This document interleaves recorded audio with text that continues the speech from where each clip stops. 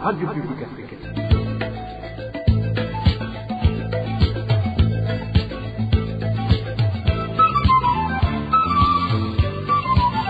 Radio Publique Africaine.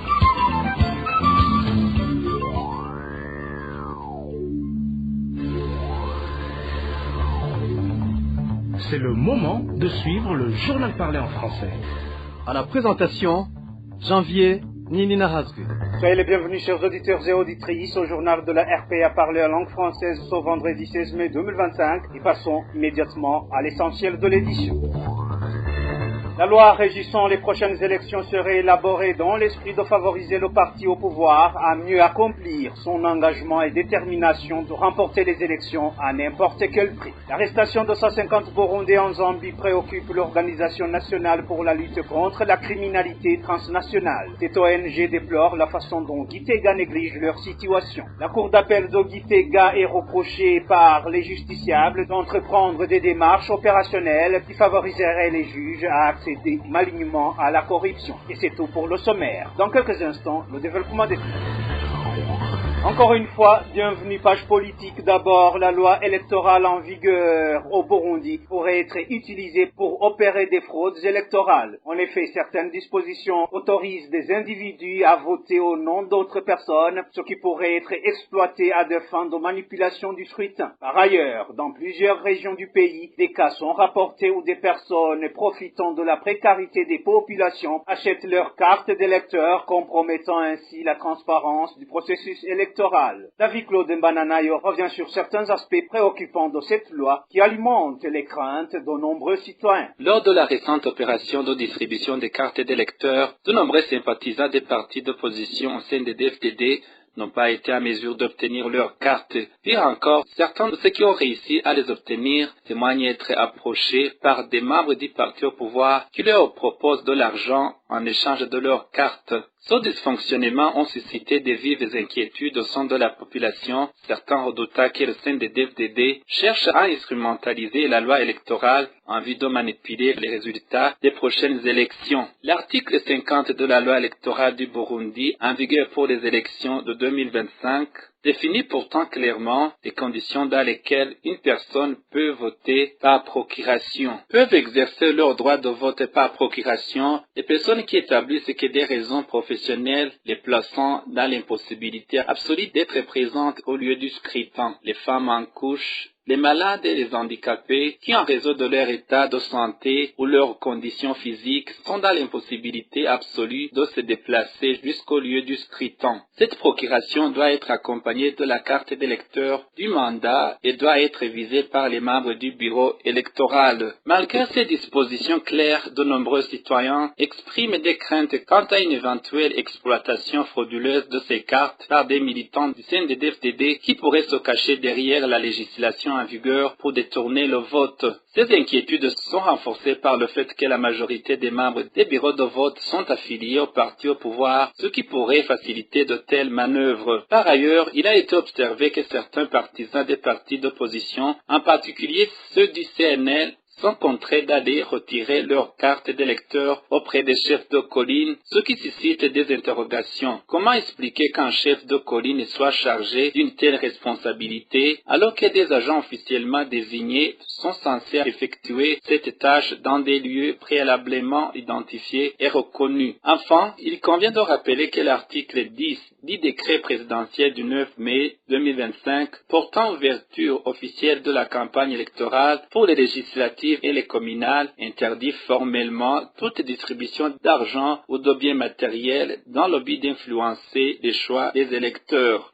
Merci à David Claude Mbananayo. Page de justice à présent, les habitants de la province Gitega dénoncent les pratiques de la cour d'appel de Gitega. Ils l'accusent de changer souvent des rendez-vous de comparution sans en informer les concernés. Certains habitants soupçonnent une stratégie mise en place par les juges de cette juridiction dans le but de demander des pots de vin auprès des protagonistes. Walter Pizera nous en dit plus. Le non-respect des programmes accordés à la population ayant des procès et l'oubli de leur dossier est la cause principale des grognes de la population qui sollicite la cour d'appel d'appel de Gitega. Ce problème reste incompris pour la population qui doute qu'il s'agisse d'un moyen pour les juges de demander des pots de vin.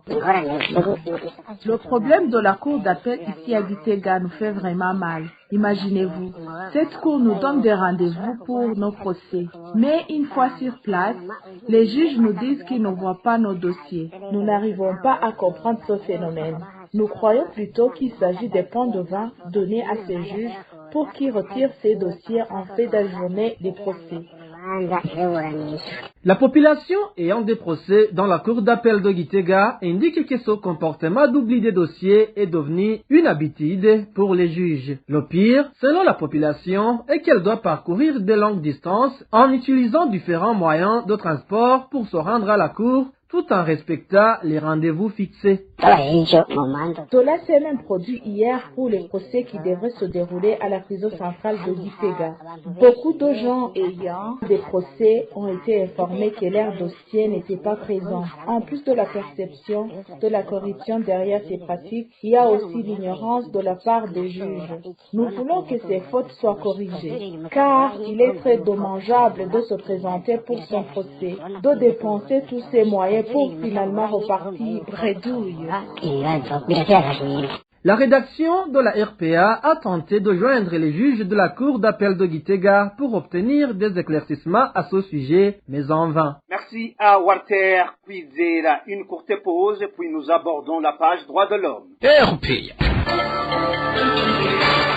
L'Observatoire national pour la lutte contre la criminalité transnationale ONLCT, où est ton frère, exprime sa vive préoccupation face à la détention d'environ 150 ressortissants burundais arrêtés en Zambie les 9 et 10 mai dernier pour séjour irrégulier. Cette organisation appelle le gouvernement burundais à dépêcher une délégation sur place afin de s'enquérir des conditions de leur détention. Elle plaide également pour l'ouverture d'un dialogue avec les autorités zambiennes en vue d'un éventuel rapatriement dans le respect des droits humains et des normes internationales. Suivez plutôt Maître Prime Mbarouké. Il est le président de l'ONG ONLST. Où est ton frère? L'Observatoire national pour la lutte contre la criminalité transnationale ONLST. Où est ton frère? Il voudrait demander au gouvernement du Burundi de dépêcher la mission diplomatique du Burundi se trouve à Lusaka, en Zambie, dans les différentes prisons pour faire le monitoring des cas de migrants burundais illégaux se trouvant incarcérés dans la prison de Kamwara Prison et la Centrale Prison se trouvant au centre-ville de Lusaka. Il y a aussi notre deuxième prison, la prison de Mwembeshi. C'est une prison se trouvant à 45 km à l'ouest de Lusaka. La prison appelée Mukobero Prison, une prison se trouvant au centre de la province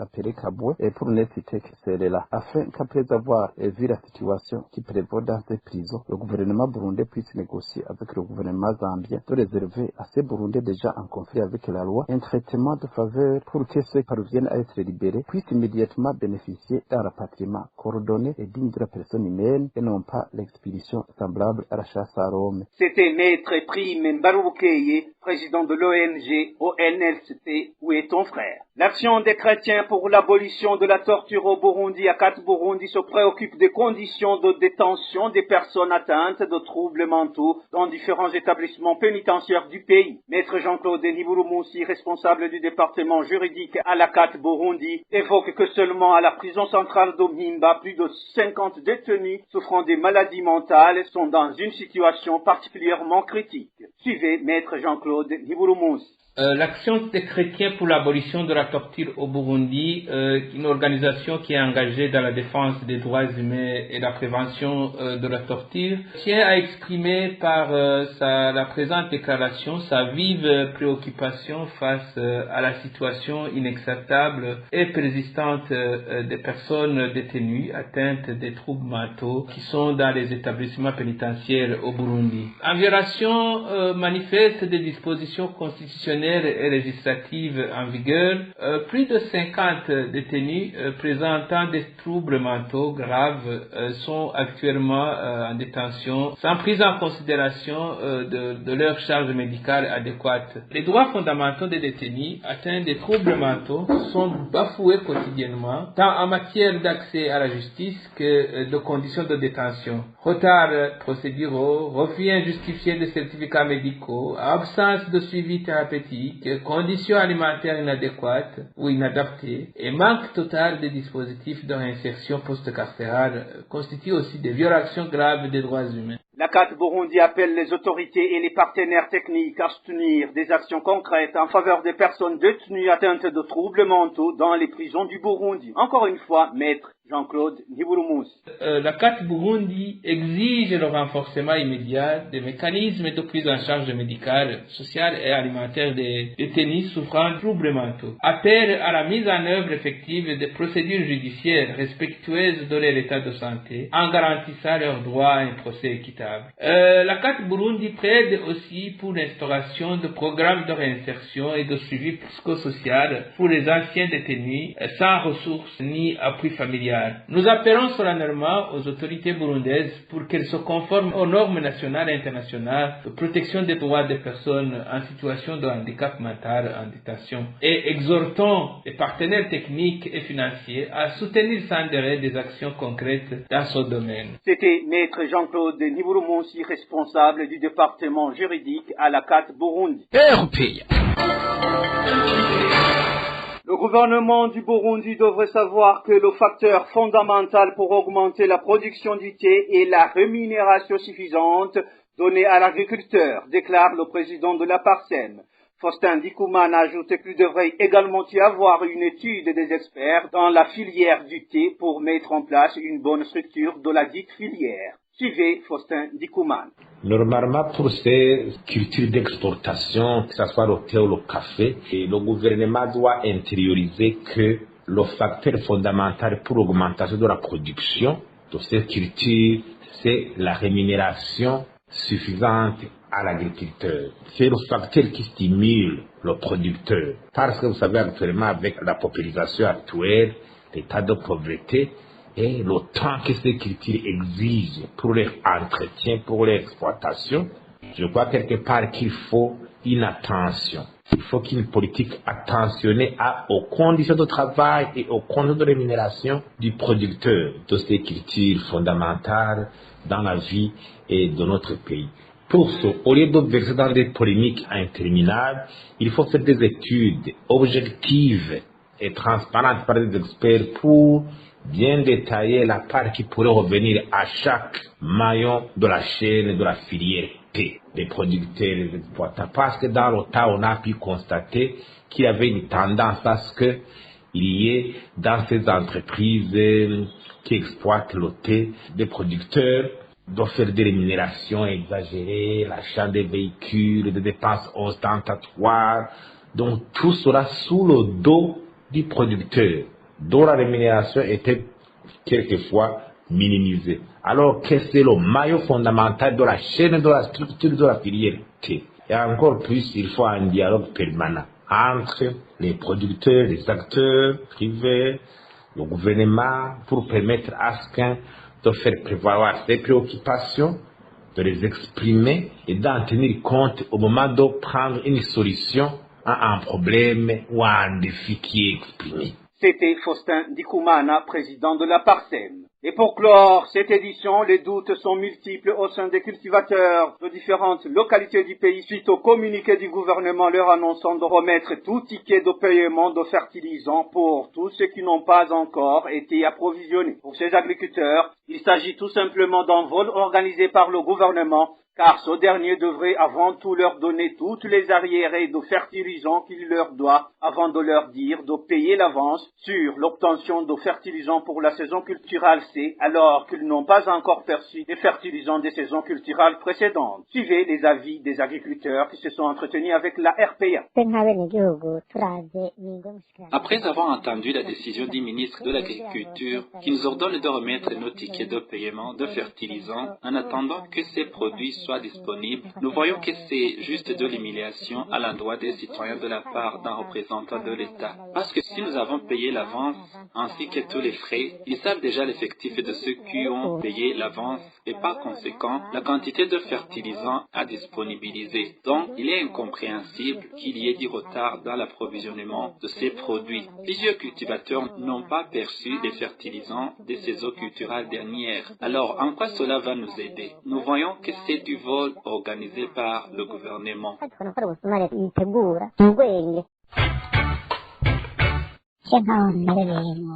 Pour nous qui sommes en province d'Ongodi et qui avons commandé l'engrais chimique urée, jusqu'à présent, nous ne l'avons pas encore reçu, ce qui prouve qu'ils utilisent notre argent pour leurs propres affaires. Nous dire qu'ils vont reprendre nos tickets, vous comprenez que c'est du vol qualifié, c'est très honteux.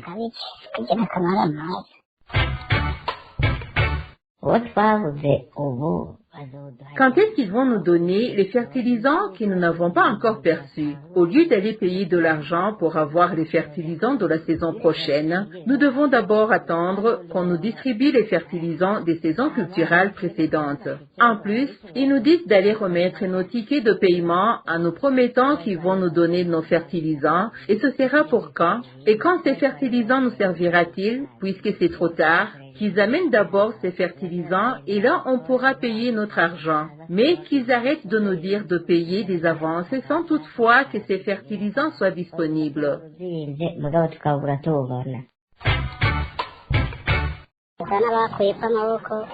Nous n'avons plus d'espoir car nous voyons que l'État a déjà abandonné les simples citoyens à leur sort. Car jusqu'aujourd'hui, il y a des citoyens qui n'ont pas reçu l'urée des 2 saisons culturelles dernières. Nous estimons d'abord que le gouvernement nous rétablisse dans nos droits avant de nous dire de payer d'autres sommes d'argent pour les fertilisants des saisons culturelles prochaines. Sinon, nous pourrons penser que l'État est devenu un escroc. Et voilà, mes chers auditeurs et auditrices, c'est sur ces avis des agriculteurs qui réclament leurs fertilisants auprès du ministère de l'Agriculture et de l'Élevage que nous mettons fin à cette édition de la RPA parler en langue française ce vendredi 16 mai 2025. Merci pour votre aimable écoute. Merci à toute l'équipe de la rédaction pour la collecte et le traitement de toutes ces infos, sans oublier l'équipe technique pour la bonne collaboration. À la présentation, vous étiez avec Jean-Vianney Nazoué. Passez de bons moments chez vous. À bientôt.